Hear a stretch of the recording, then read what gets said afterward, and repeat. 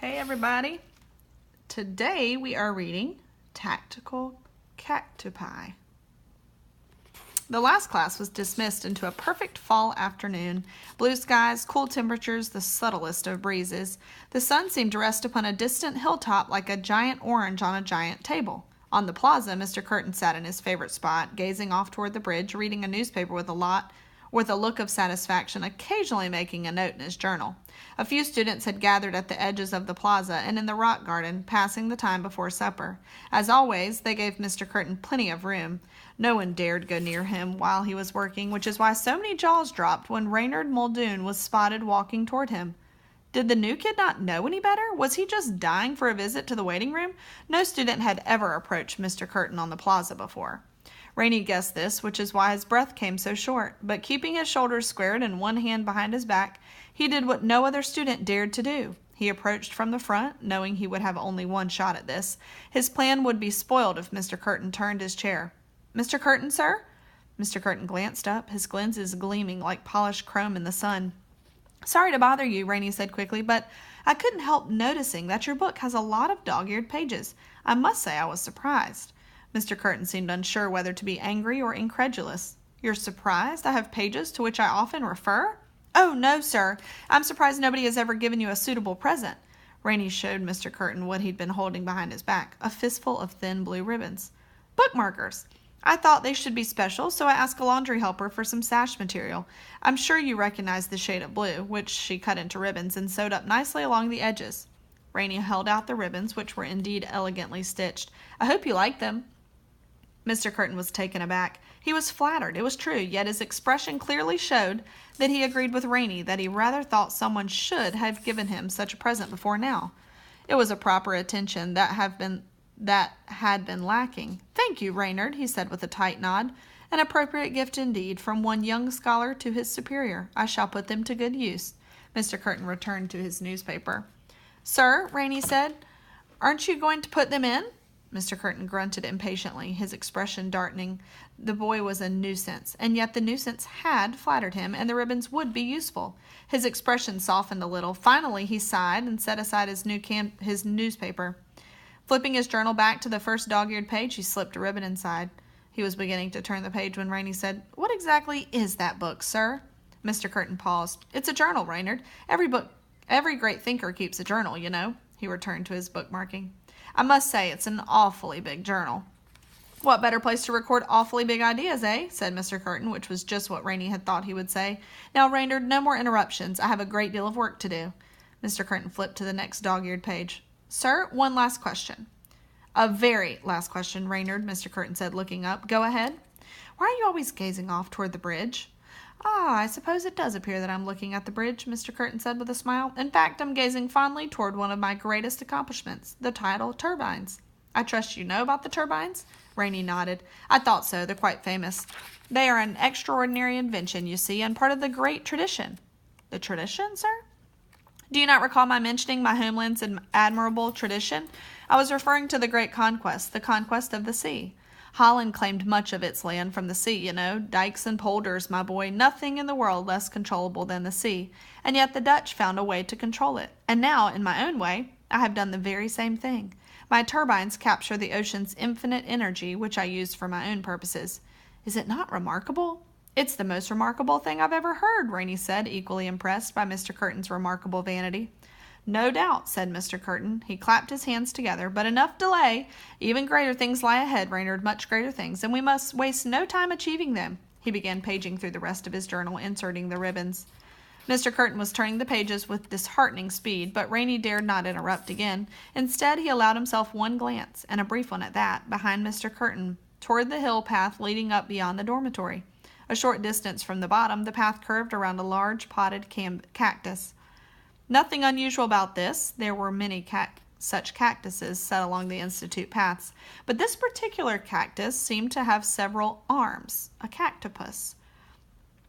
Rainey thought with an inward smile. "There," said Mr. Curtin, holding up the journal with the ends of ribbon sticking out here and there. "Satisfied?" "Oh, yes, sir," said Rainey, though in trust he was disappointed. He could see many dog-eared pages remaining. He would have liked to bring more ribbons, but the timid helper had given him all the sash material she could spare. She'd been afraid to disappoint him, but terrified to give him more. "You're quite welcome," Mr. Curtin replied, as if it were Rainey who'd been given the present and not himself. "And now you may leave." This time, Rainey needed no urging. He hurried off the plaza and across the rock garden, where several students gaped at him, surprised to see him still alive. He even seemed to be happy. Then Rainey reached the path and hurried uphill toward the cactus. Constance stood high above the hilltop, keeping a lookout, actually doing what she'd been asked to do, which was promising. Behind the cactus, Kate was on her hands and knees, and Sticky stood precariously on her back.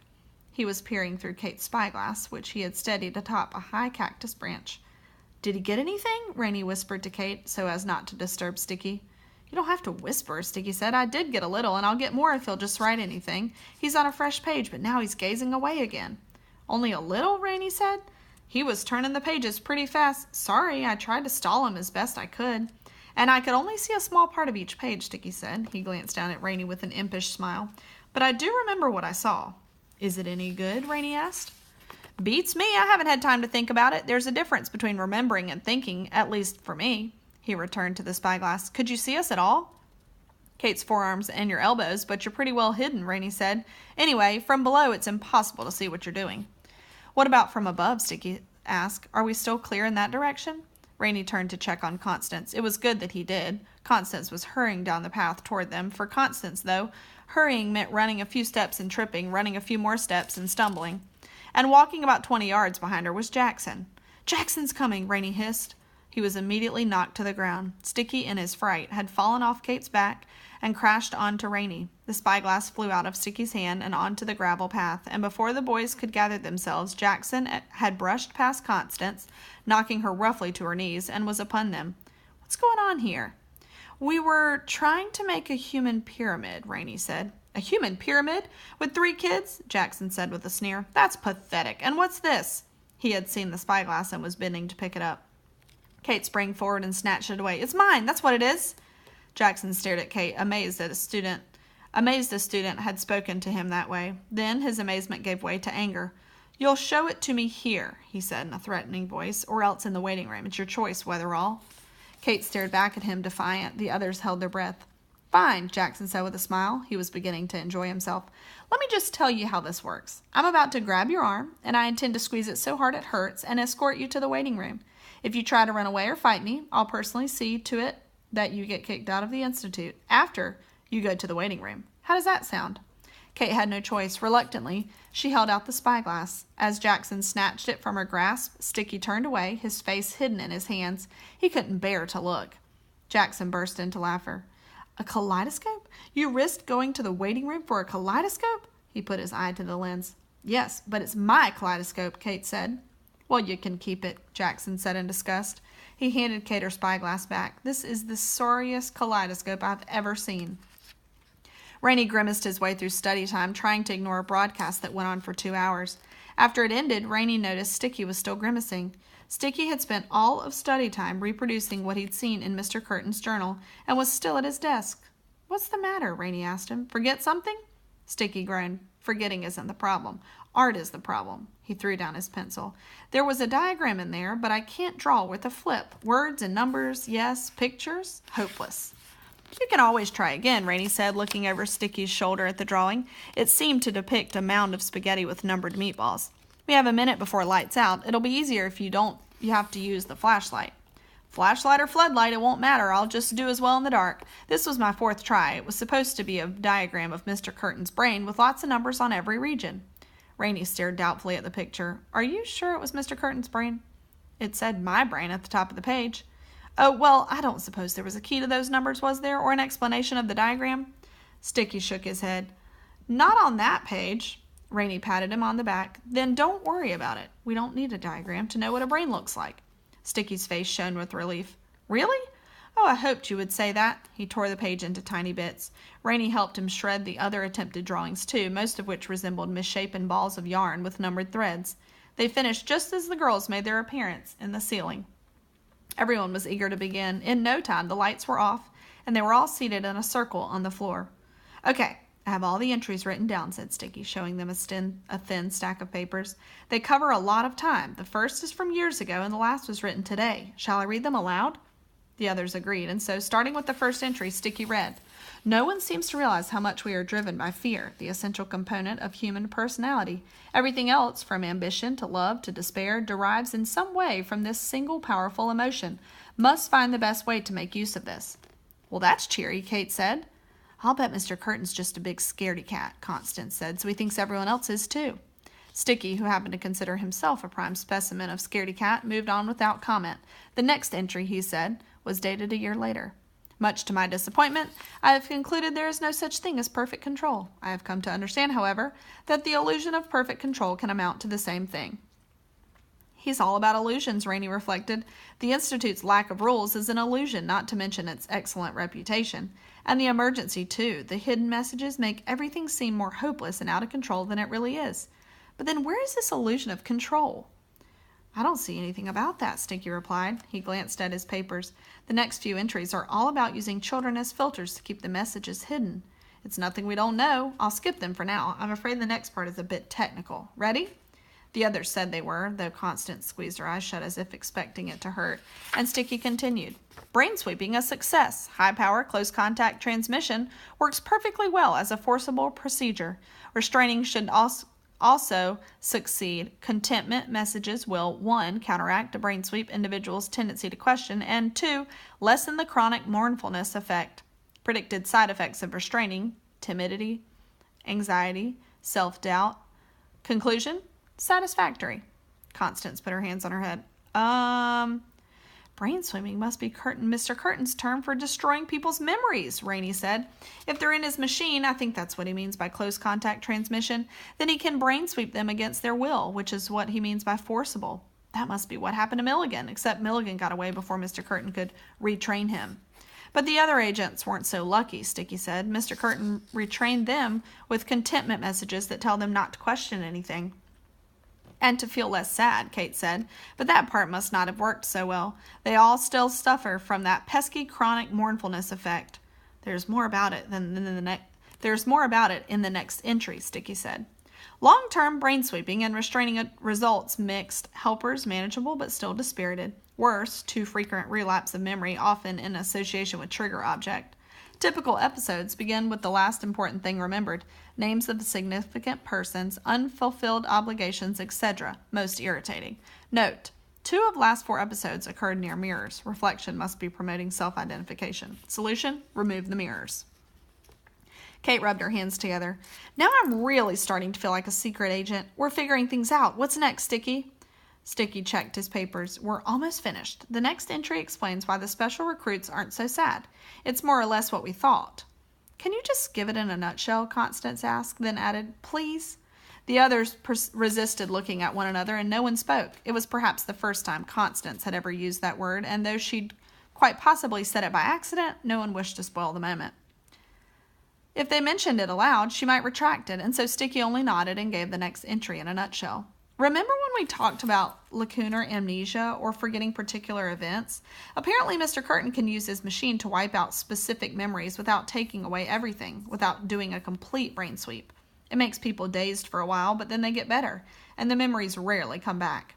So if those recruiters had managed to kidnap us," Kate said, "Mr. Curtin would have made sure we didn't remember it. That's why special recruits aren't scared." "But because they weren't completely brain swept," Rainey said, "they aren't sad either, which makes them better executive material. I'll bet most of the executives used to be special recruits. Maybe even all of them. After all, they had no families to return to on the mainland." "I suppose that should make it harder for me to dislike them," Kate observed, "since they were kidnapped orphans and all." Everyone considered this for a minute. Then they looked at one another and shook their heads. They couldn't help it. They still disliked the executives. "But that doesn't mean we shouldn't try to help them," Rainey pointed out. "If Mr. Benedict can figure out how to bring their memories back, maybe they can start over. Maybe they'll learn how to not be so nasty." "I'm not holding my breath," Kate said. Sticky flipped a page. "Guess what? The date of this next entry is the day we arrived on the island. At last, all facilities now complete, proper officials in proper places, public mood at proper levels. The improvement is very close at hand. Everything is ready except final modifications and the final few shipments, one of which is being loaded even as I write. Farewell. I've dispatched a helper crew to adjust turbine output. Shall require a great deal more from them in coming days." "We saw that," Kate said. "We saw them working on the turbines, and we saw the truck that the helpers were loading." Those crates, Rainey said. He slapped his forehead. I'm so stupid. It should have occurred to me. He looked at the others, feeling completely foolish.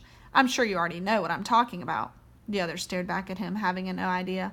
I like that part about your being stupid, though, said Constance. Recruiters were driving that truck, remember? Rainey said. So it must have had something valuable in it, something Mr. Curtin wanted to protect. Why else would he need such security? Oh, yeah, I was just going to think of that, Kate said with a laugh. You're too hard on yourself, Rainey. But if I'd thought of it sooner, Rainey argued, Mr. Benedict might have been able to investigate. For all we know, the rest of the shipments had been sent out by now. We may never know what was in those crates. Maybe not, said Kate, but we can still report it. And we can keep an eye out on ourselves, right? True, Rainey admitted. He still felt like a dolt, but he preferred not to dwell on the feeling. Sticky, how many more entries do you have to read? 2, Sticky said. The next one was this. Success. As of this morning, the messages are transmitting directly. To my great satisfaction, the Whisperer is now capable of... That's it? Kate asked. Sorry, Sticky said. His hand was covering the rest. The Whisperer, Constance said, so that's what he calls his dumb machine. Rainey said nothing. He was wondering what new thing the Whisperer was capable of now. He knew one thing for sure. If Mr. Curtin was happy about it, then it spelled bad news. Sticky was preparing to read the last journal entry. This is where he seems to go completely bonkers. I can't make heads or tails of it. It's Curtin for you. Trust Ledropatha Curtin. Curtin makes things better. Feel certain about Curtin. No, feel certain with Curtin. Curtin has control. Bizarre, said Kate. Is he talking to himself? Asked Constance. Sounds like he's trying to convince somebody of something, Rainey said, but who would that be? It just supports my personal opinion that he's a wacko, Kate said with a shrug. But wacko or not, he's awfully careful about keeping his secrets, which is why this has been so extremely, marvelously, wonderfully satisfying. Unable to sit still any longer, Kate leapt to her feet, pumped her arms in the air, and in a barely restrained whisper said, Can you believe we actually spied in Mr. Curtin's journal and got away with it? The sender himself. I say 3 cheers for us, 3 cheers for the mysterious Benedict Society. Rainey and Sticky whispered 3 cheers, but Constance rolled her eyes and said cheering was for babies. I see you're back to being yourself, Kate said with a chuckle, but I'm not going to let it bother me. Constance scowled and started to reply, but Kate went on talking. We're on a roll, everyone. We're really getting somewhere. I say we report all this to Mr. B, then tomorrow we can take a peek at the loading area with my spyglass. Let's try to figure out what's in those crates. The others agreed. They sent their report, and 2 hours later, Rainey was drifting away to sleep, having finished an upbeat mental letter to Miss Broomel and feeling hopeful for the first time in ages. Maybe, he thought, Mr. Benedict really could do something to stop Mr. Curtin, and then maybe he could help Mr. Bloomsburg and Milligan and everyone else get their memories back. It was possible, wasn't it? Rainey breathed deeply, stretched out, and let sleep overcome him. As dark as things seemed, at least they didn't seem entirely hopeless. The children were finally making some progress. Who knew what would happen tomorrow? Of course, Rainey could not know what would happen, and this was fortunate, for if he had known, he would never have slept so easily.